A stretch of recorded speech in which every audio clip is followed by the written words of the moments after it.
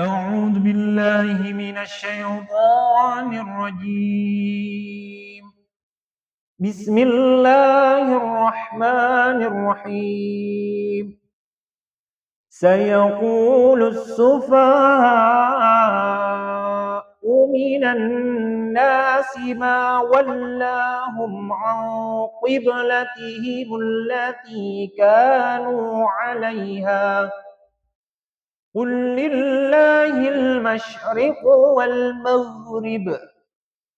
يهدي من يشاء إلى صراط مستقيم وكذلك جعلناكم أمة وسطا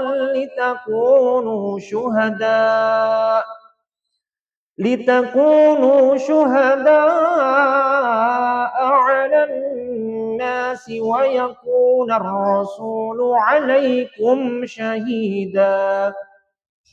وما جعلنا القبلة التي كنت عليها إلا لنعلم من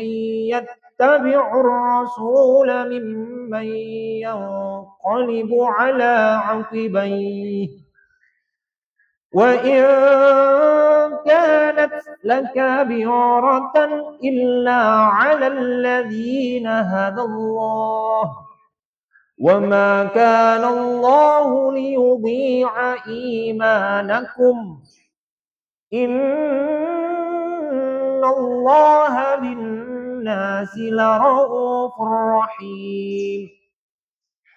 قد نرى تقلب وجهك في السماء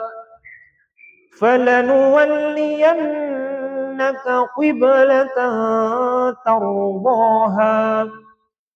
فول وجهك شطر المسجد الحرام وحيث ما كنتم فولوا وجوهكم شطره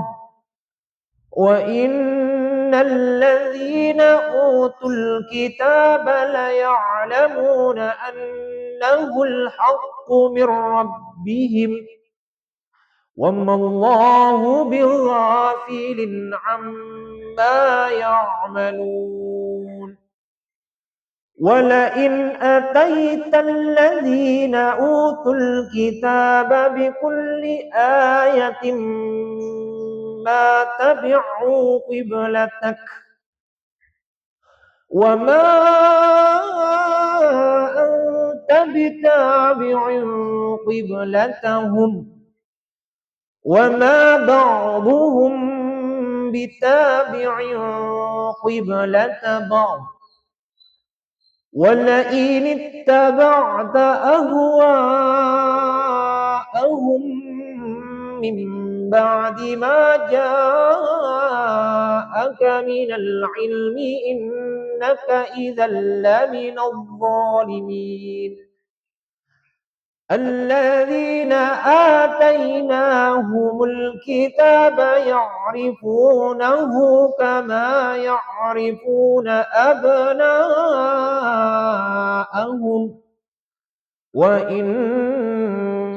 فريقا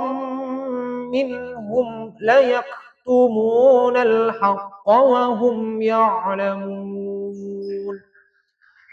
الحق من ربك فلا تكونن من الممترين